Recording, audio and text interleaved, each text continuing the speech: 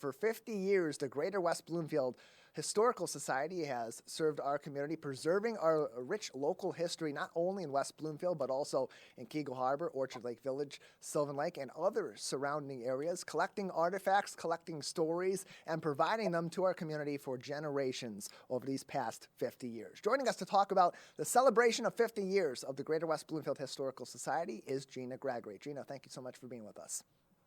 Good morning, Tyler.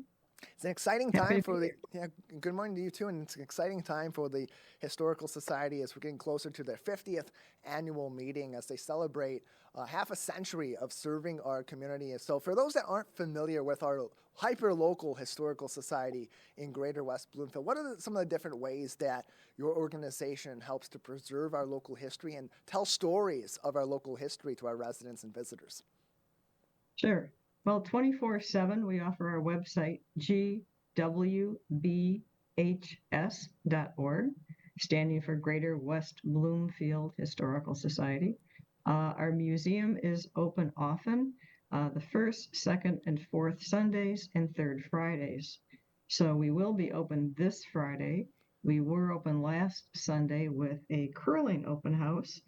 And a quick note that open house was special because it celebrates curling that premiered here in the United States, right on Orchard Lake in the early 1830s or so, or sooner than that.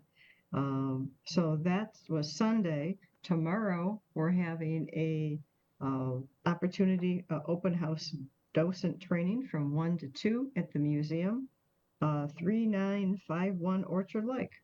So if you're interested in becoming a docent at the museum or learning more about our other programs, when we have a library presentation, there's opportunities there to welcome people.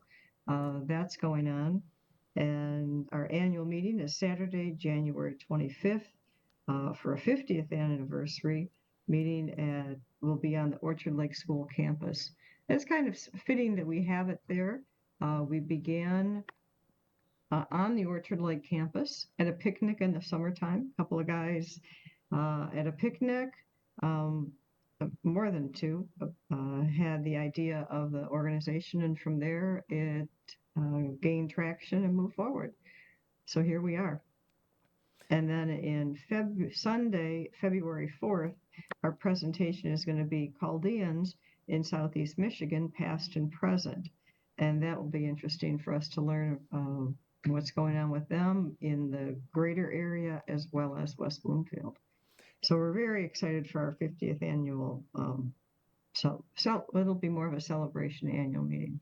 Yeah, there's a lot to celebrate. It's 50 years of preserving history, and it's not just the basic history of our four communities, West Bloomfield, Keego Harbor, Orchard Lake Village, and Sylvan Lake, but a collection of developing cultures in these four communities and beyond over these past 50 years. We have so many different racial and ethnic and religious backgrounds that are in our community and have continued to grow in our community over these years and be preserved through the Greater West Bloomfield Historical Society, including local connections to Native Americans, and that includes, of course, a big connection on Apple Island. There are so many resources that are available through the Greater West Bloomfield Historical Society if people want to explore the history of our local area. And again, that 50th annual meeting going to be Saturday, January 27th from 10 a.m. until 12 noon at the Orchard Lake School's dining room. Tickets are currently available. $15 for brunch reservations are due by January 23rd. Send an email to anna@gwbhs.org for more information and to sign up. And Gina, in terms of the availability of these different artifacts, what is collected by the Historical Society, and what can people engage with when they go to an open house at the Orchard Lake Museum, or when they're looking through your website to find some different artifacts and some pictures and some stories that connect to our communities? We have a virtual exhibit of a few different topics, as well as we have archives. And so it's a research tool so that you can look through it and you can search or you can just browse through it. We have over 2,000 items that we've put in there. We've had a grant this past year and added more. So that's always fun to look at, and it's a research tool. At the museum, we have informational panels as well as activities to do there. Um, we have a grinding wheel. We have that was farmers used to sharpen their tools. We have the coin making machine from a trolley. You can check that out. And we have our very own little Kego Harbor Theater, a mini version with 2 seats. And we run videos on that, so that's kind of a fun thing. And the chairs are amazingly comfortable. So there is the grinding wheel. You can sit on that and give it a try.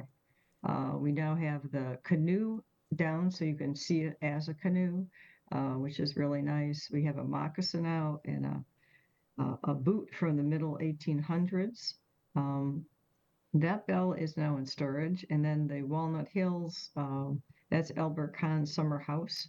We have his birdhouse and then the sign and then some informational panels as well. One of the exciting things that we are going to implement in 2024 is looking more at our culture and trying to increase our diversity and recognition that the Anishinaabe and many Native Indigenous groups lived here by putting up the Anishinaabe national flag that's now recognized nationally outside our building soon. So we're excited by that.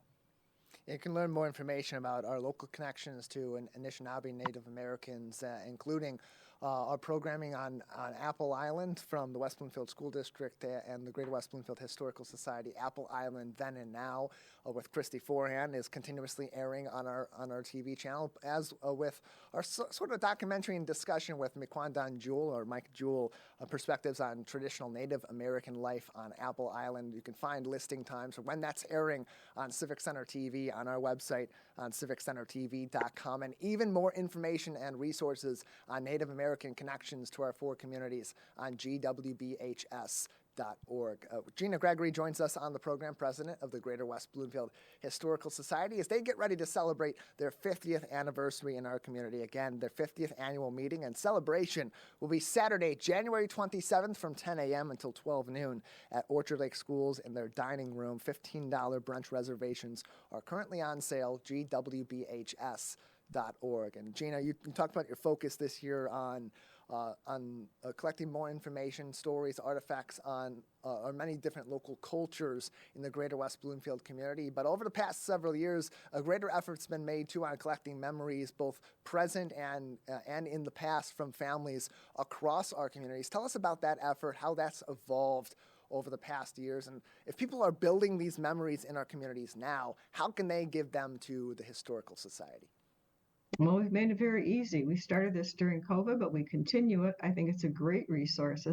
We call it Collecting Memories, where you can go to that website or that button, click on it, and then upload your Word document, your video, your photograph of your memories of anything that you're interested in. It seems easy, and it is. All you have to do is put it together and upload it, and we'd love to have you. It's a great resource for the community as well. I encourage the fire department to send us their memories as well. We're a repository. So that's one of the functions that we have that I think is really vital and continues to be. And I had one more detail about the annual meeting, Sure. And that is that Dr. John Radzilowski will be giving us an update of the activities there he's the director of the Polish Institute of Culture and Research on the campus there. And it'll be nice to see what they're up to. They're in the middle of expansion and updates, so History Alive right there as part of what we're doing in January. And what a great location to celebrate the 50th anniversary of the Greater West Bloomfield Historical Society on the campus of Orchard Lake Schools, which has a rich and long-standing history in our area, as well as the former location of the Michigan Military Academy. All the kind of stuff you can learn through the Greater West Bloomfield Historical Society on their website, gwbhs.org, by becoming a volunteer or meeting with one of their friendly docents on the 1st, 2nd, 4th, and 5th Sundays and the 3rd Fridays from 1 p.m. to 4 p.m. at their open houses. All that information and contact info available on gwbhs.org. Gina, before we let you go, anything else that we should know about the 50th anniversary celebration coming up this year with the Greater West Bloomfield Historical Society or other upcoming programs?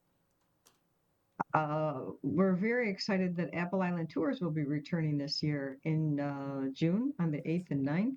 And then August 11th, we're having our first poker rally. It's going to be for autos, and it will start at West Bloomfield High School, where in the morning the robotics club will have a car show from 9 to noon. And then from noon to 3, we're going to have our driving tour where you pick up a card at each location.